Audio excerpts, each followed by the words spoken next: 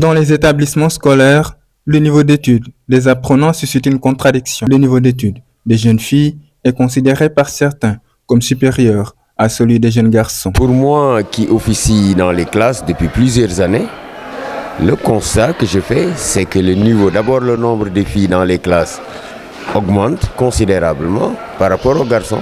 Souvent vous voyez une classe, il y a plus de filles que de garçons. Et aussi du point de vue travail, le travail suit.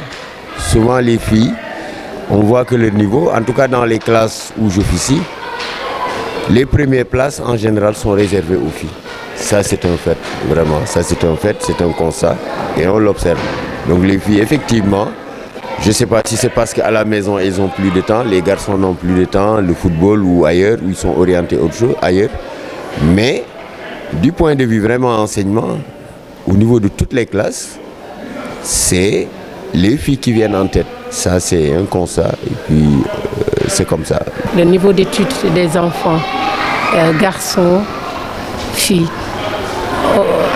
De nos jours, on voit que les filles sont beaucoup plus intéressées aux études qu'aux garçons.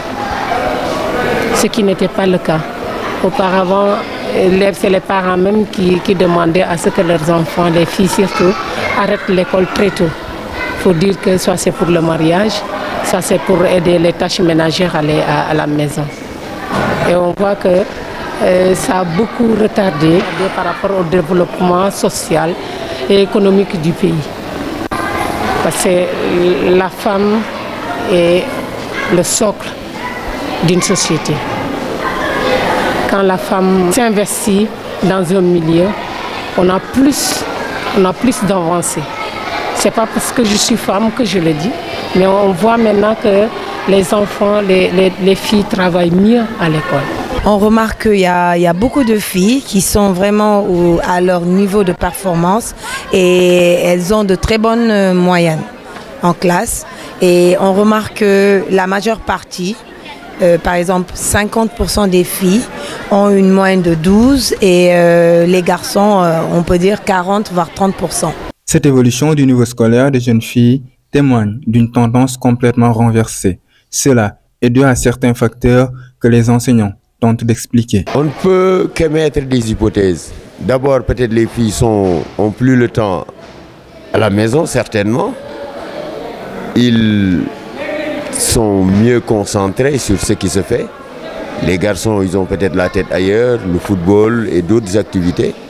Mais les filles, en général, pour celles qui s'investissent, je vous considère que peut-être elles ont le plus de temps à la maison, mais aussi peut-être qu'elles sont beaucoup plus conscientes que les garçons. Cela est dû peut-être à une prise de conscience des parents et à une prise de conscience aussi au niveau des enfants que le résultat là est arrivé à ce point.